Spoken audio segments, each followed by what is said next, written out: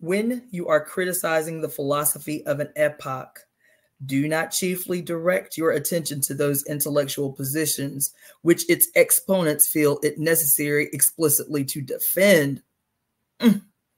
There will be some fundamental assumptions which adherents of all the various systems within the epoch unconsciously presuppose.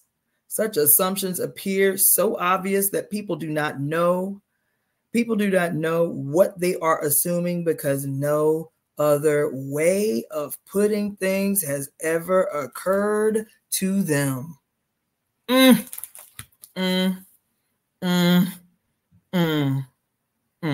Okay. What did I just say when I was talking about this reading? What did I just say when I was talking about this reading? The energy of this reading, the energy of this week and the alignments of this week, right?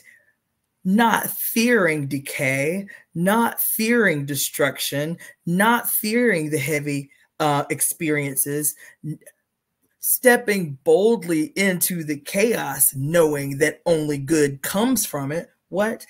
Stepping into and embracing the heavy experiences because they always have a positive outcome, right? Knowing that the destruction of what is always beneficial and that the decay of the old is the fertilizer to seed the new. That's what she's saying right here. She said, we so caught up in the current epoch that it doesn't even occur to us to put things in another way, to see things in another way, to imagine the radically new. Remember when I said an hour ago that I was researching today the etymology of Renaissance, the etymology of enlighten, and I was looking for the antonyms for those two words, and it occurred to me that the antonyms, the opposite energy tied to these two words is deep and dark energy. And what did it say? Oblivion. And I was like, oh, yeah, that's the shit we need to lean into. We live in the personification of the age of the desert. We live right now in the age of utmost yang. What we should be praying for when subdued by the desert, when oppressed by the light, man. Oh my God. Oh. Hold on.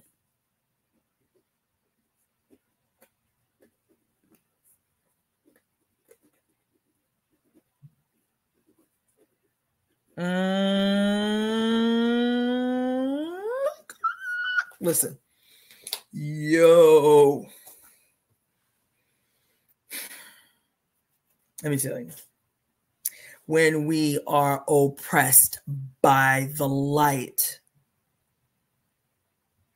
Remember this song? I know I'm so random, but remember my affliction, as I am afflicted with 3 of these signs that have the bad habit of overthinking. Okay, so just bear with me. Remember that song from the 1970s called Blinded by the Light? Blinded by the light. Y'all remember that? That's what I just thought about. What happens when you're blind? Right? But we're being blinded by light. We're being blinded by light. We're being oppressed by the light.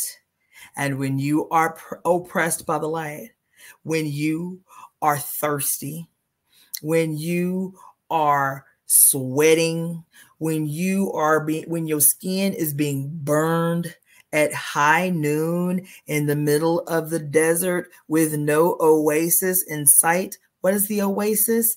All things yin. What did I tell you Lao Tzu said? In all things embrace the yin. And you in the desert at high noon, no shade, nowhere, no oasis, nowhere, no yin, nowhere. where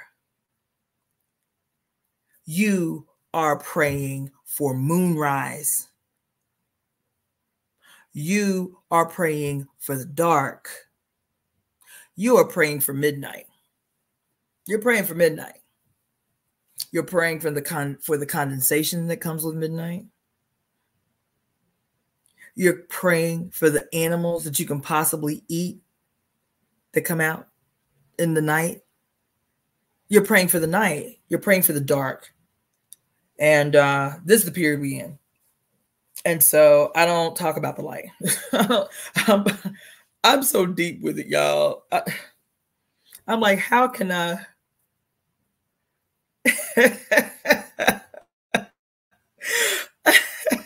Balance, girl, you hyping me up so hard. I love it. I feel like I got my own little personal cheerleading squad out here.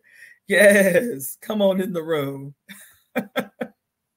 Yes, I'm sitting here regularly trying to figure out how I can shift my life, like how I can shift my circadian rhythm to where I be up at night. You feel me? During the witching hour, instead of being asleep during the witching hour, I'm wide awake in the work during the witching hour as my norm, as my default. How can I keep my bills paid and do my business that you can only do during the day so that I can be up and thriving at night? I'm telling y'all, I ain't trying to get too deep on y'all, but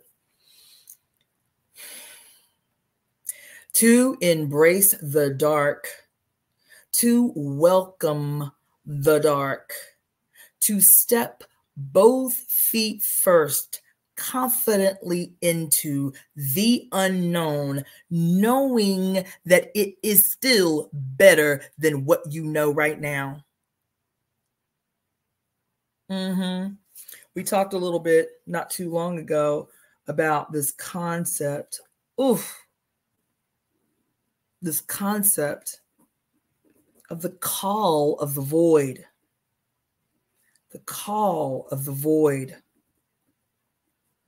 We have been imprisoned by fear, hogtied by it, subdued by it. And that has been oh my God, man, Balance.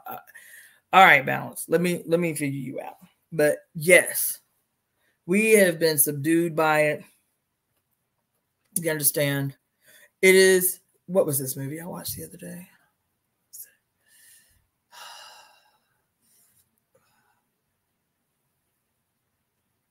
I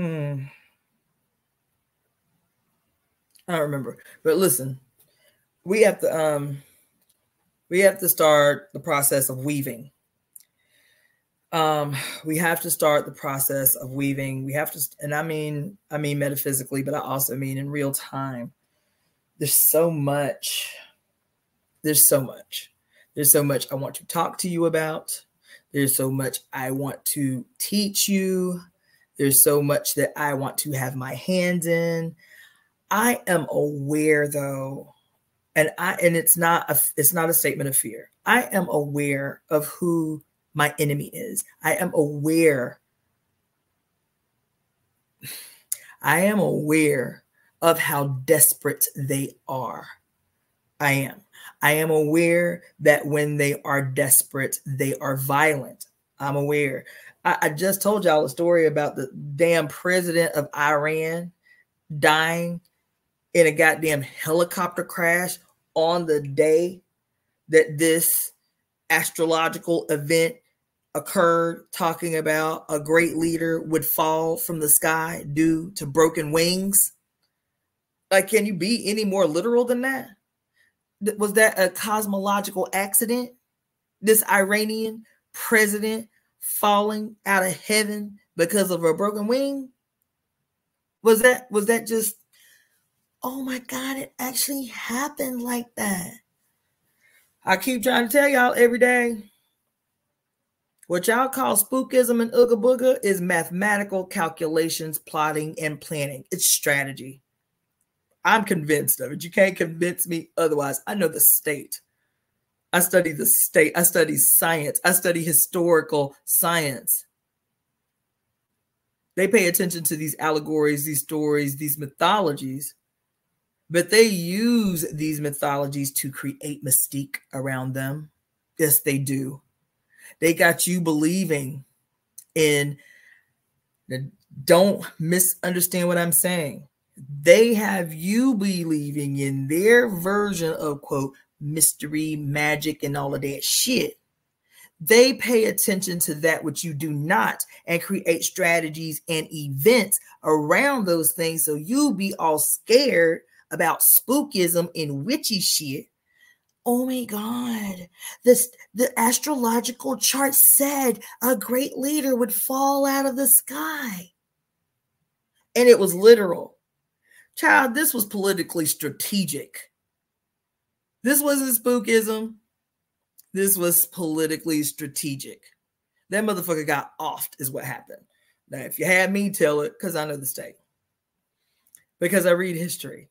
Because I told y'all on November 11th, it never even occurred to me. But I was like, oh, I didn't even, because I don't pay attention to these holidays. So it never even occurred to me. It wasn't on my radar, right? That, oh my God, I forgot that Veterans Day is the same day as the 11/11 portal. Was that a coincidence? Hell no, it wasn't no motherfucking coincidence. The Treaty of Versailles was drafted and signed on 11/11, on November 11th at 11:11 a.m., documenting the official end of the First World War. Was that a coincidence that they did that on 11/11 in a year that broke down to the number 11? They do that. Was that an X? That's a coincidence, right? So while you don't have a clue, because you don't have a frame of reference to even pick out these things that otherwise you would call a coincidence. But these people who are fighting and have been for a good 2,000 years now to maintain a stranglehold on the commodities of the world, which is you and me. We are the commodities of the world, right? To maintain a stranglehold on us, wipe clean your mysteries. Wipe clean your memory of the mysteries, of your sciences, of your stories, of your culture. That would give you hints and clues about how to evolve, how to move forward, how to change your conditions, how to destroy your enemy. That's what your mythologies would teach you. That's what your history would teach you. That's what your culture would teach you. That's what your spiritual traditions would teach you if you had access to them. And so for some time now, you and your memory have been wiped clean of all that is you, all that defines you. And so you hear astrology and you blow it off, or you act really, arrogant and dismissive for those of us who actually pay attention. These things, the other guys I was telling you about, the astrology report guys, going over 3,000 years of human history, and the astrological and astronomical movements and alignments that always guarantee certain energy potentials that become echoes if not addressed. How is that any different than what a psychologist will tell you about your own mental health? That if some shit happens to you when you're 3 years old and you don't have therapy and you don't have medicine and you don't have herbs and you don't have a support system and you don't have support groups to help shift the energetic impact of that traumatic event on your life, there will be echoes of that event happen over your lifetime, every few years, every 5 years, every 10 years. This echo will occur begging to be resolved until it's finally resolved or your ass is dead. So you can believe it about you and your mental health. You can believe it when a psychologist tells you that shit doesn't go away. Those contradictions do not go away if left unaddressed. You might bury them a little bit, but they come back up. You might bury them a little while longer, but they come back up. How is this any different from our relationship to heaven, our relationship to one another in the world, our relationship to the body of the mother with which we inhabit, and our impact on her? How is this any different? How is it hard for y'all to believe that? But you can believe a psychologist when they tell you, baby, you have to address the trauma of your past if you expect to evolve. You have to resolve through therapy, through actual intervention, those things that will create echoes in your life that only sharpen and deepen and worsen until they are resolved. That's it. Astrology teaches us the same thing, that right now in human history, we are primely positioned more than we have been probably in about 6,000 years to take command of our collective life. I'm not just talking about individuals. I'm talking about human beings actually being able to shape and guide the future of humanity. We have that opportunity right now, more than we ever have, because now we know. We have ready, instant access to everything we need to know. Every strategy, every skill, every historical event that can help to inform us of these echoes so that we can be ahead and shifted in another direction instead of being drugged along by fate and shit. That's not how that works. And that's why our opposition has been running motherfucking circles around us, getting you to believe that the sciences your ancestors left you are some ooga booga, insignificant, unimportant occurrences, while that is one of the primary strategies they use to keep you captive and hogtied and blind as the day is long. I'm just telling you what it is. I'm telling you what it is. Telling you what it is. I told y'all 4 years ago, the exact words were, we have to be ready to stage a contest for the minds of human beings, especially here in the United States, but not exclusively, because what we are seeing is them priming us through modern media, priming us to accept the increase of aggressions against women. I said that 4 years ago, verbatim. We are being primed to accept violence. We're being primed to accept an increase in violence against women. Everything that we're watching on TV is priming us to be okay when we see violent acts happen against women. Here we are. In the United States, there has been a 39% increase in violence against women since COVID, since 2020. Where's the public outcry? Where are the demonstrations in the streets? There were 77,000 Black women and girls that went missing in 1 year last year. 77,000 Black women and girls disappeared off the streets of the United States in a year. No major demonstrations, no marches on Washington and shit, no student campus lockdowns and protests about the aggressions and the attacks on Black female bodies in this country. 77,000 in a year. Crickets. But for the last decade, we have been watching entertainment that has been priming us to accept the violence, the increase in the coming planned strategic increase of violence against women in this country. And lo and behold, what happens 2 years ago?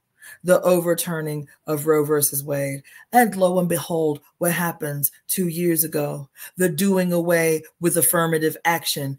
And we do not see this as strategic attacks on femaleness in the United States. Well, not just the United States. I just did a whole 2-hour damn thing for y'all on the 4B movement and why the circumstances for women in South Korea are so dire that they literally have to put on lockdown the whole country. Can't nobody, we ain't having no sex with men. We ain't having no babies with men. We ain't marrying men. You understand? And we ain't dating men. Because this shit don't make no damn sense that y'all can't even go to jail for killing us, but y'all want us to post up and have y'all babies. 59% of the murder victims in South Korea are murdered by their partners. 59%, y'all, are married by their intimate partners and spouses. Of all the murders committed in South Korea, 82% of them are women. Child, 82% are women. You understand? And that's across the board, by the way. That's not just the United States. The statistics across every major country that is polled, or the statistics are drawn, there has been a sharp and radical increase in the violence against women since the advent of COVID. How this shit is not the central issue everywhere on earth is beyond me. There was a 17,000 death increase in 4 years in the United States. 17,000 more women murdered from, what was it, 2017 to 2020 or something? 2017 to 2020 or 2021? 17,000. Y'all. And we do not see that every problem on earth has, not as some peripheral issue, not as some back burner issue, not as a quote side note issue, every issue identifiable as a problem for Earth and all her inhabitants are tied centrally to the oppression of women. This is what it is. Give me a minute to figure it out, but I guarantee you, I can promise you, I can find out how the murder of 54 million sharks in the goddamn oceans is directly tied to the oppression of women. God damn it. You understand?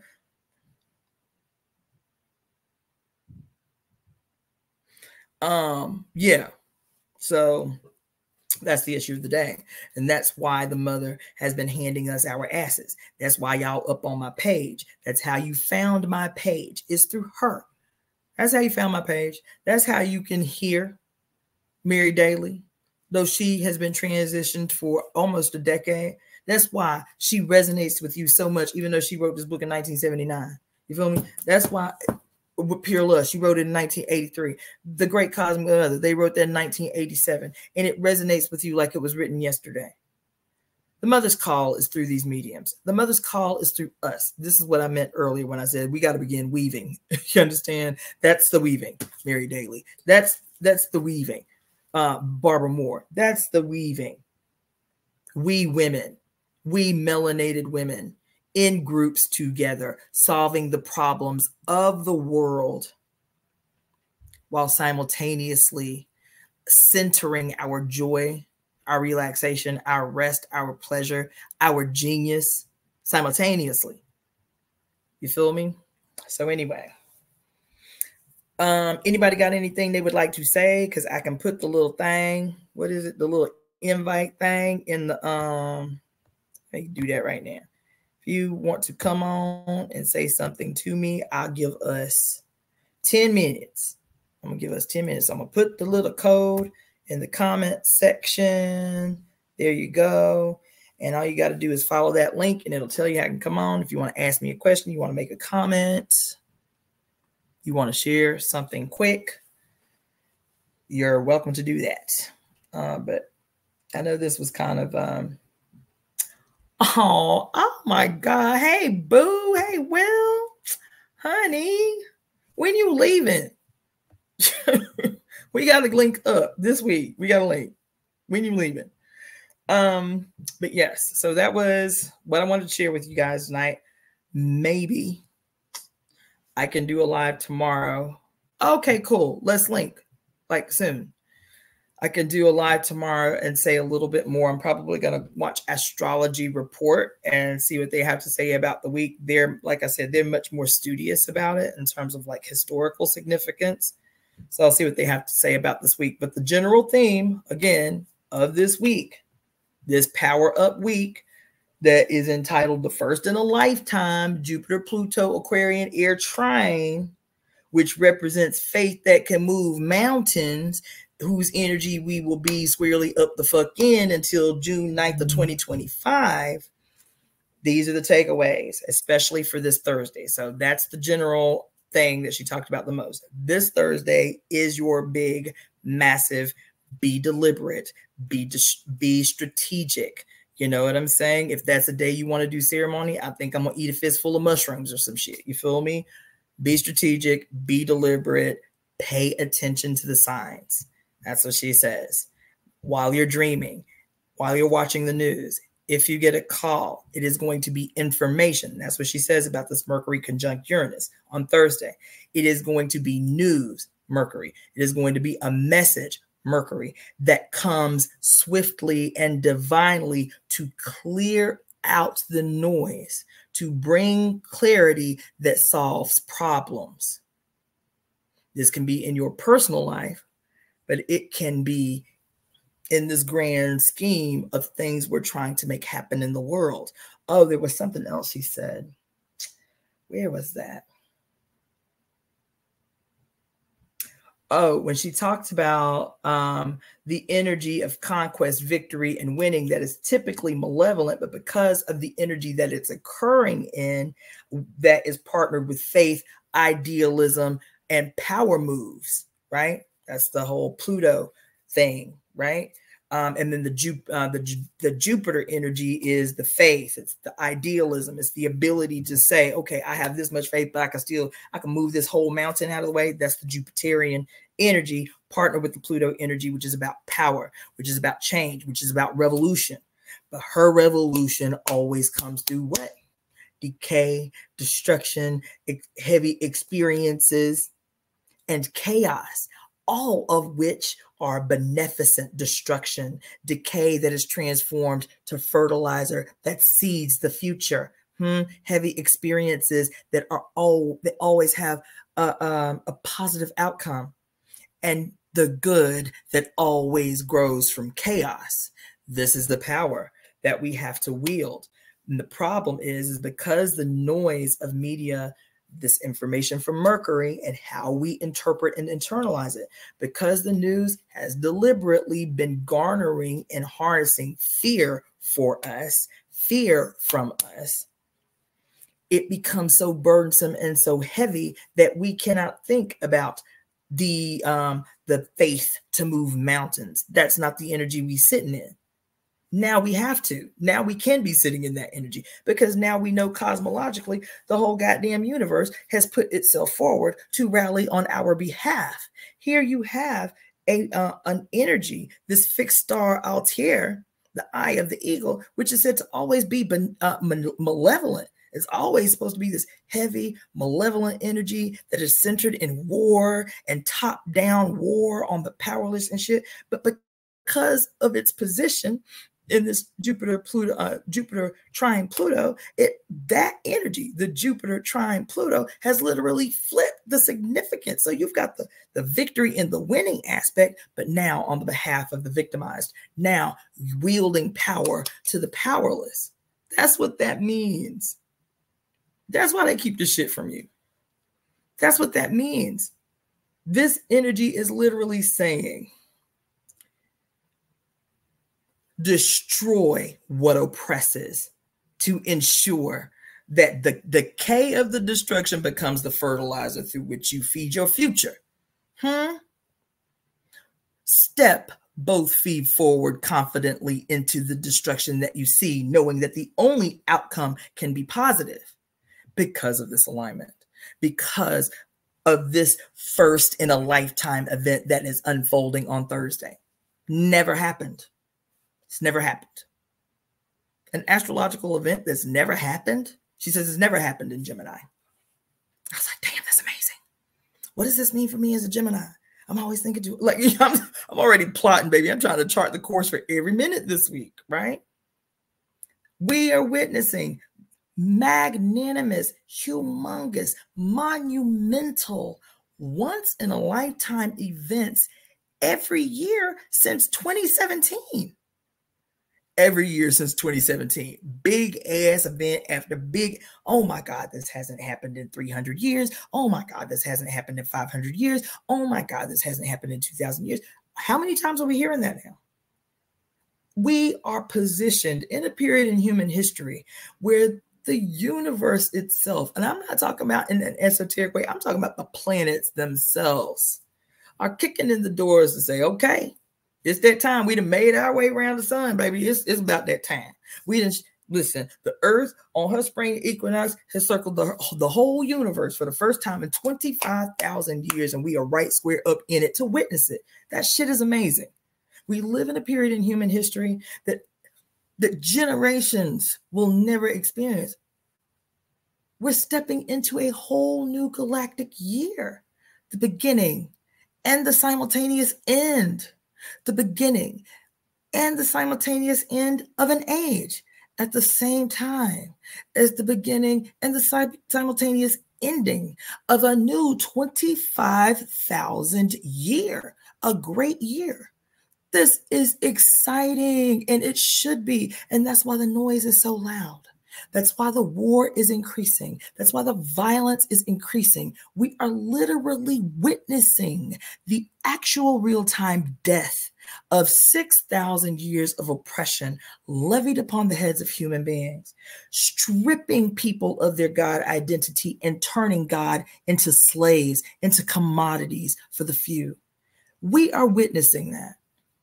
That's why the noise is so prolific. That is why the noise is creating such despair, because people do not have the information that could free them from that shit. They don't. And everything becomes the issue but the issue. Everything becomes the issue but the issue. So this is a really powerful thing that happened, because I'll be honest, I wasn't preparing to do no live today. I wasn't preparing to do no live.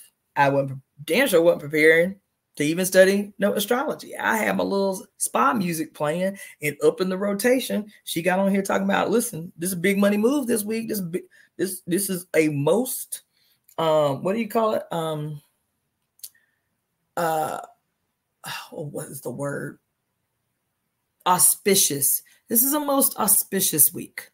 This is a most auspicious week. That if you're gonna make strategic moves for your life, if you're gonna make, she even talked about churches. She said churches, religious institutions, spiritual institutions. This is a prime opportunity to make big demands of the universe for your institutions or for your work.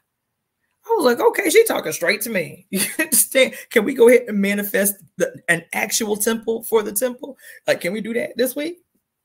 Like, can we create this conspiracy that officially catapults the Temple of Evolutionary Emergence into a wonderful institution with a building? And you know how every one of these ugly ass churches got them big lit crosses on the top? We got a big ass serpent. Let me show y'all. So our logo to y'all. A big ass Ouroboros with a cosmic egg up in the middle, made out of metal and lit for people to see from miles around. Y'all see that little logo right up there? Let's see if I can get my finger. There you go. See that little logo right there of the Ouroboros and the cosmic egg with all the radical potential of creation that exists within it. Like, let's set this shit off. Let's go ahead and say that this the week. This the week to do it. The faith to move mountains, to step into the dark, to embrace destruction, chaos, and decay, knowing, not believing, not having faith in, knowing that the outcome is guaranteed to be beneficial.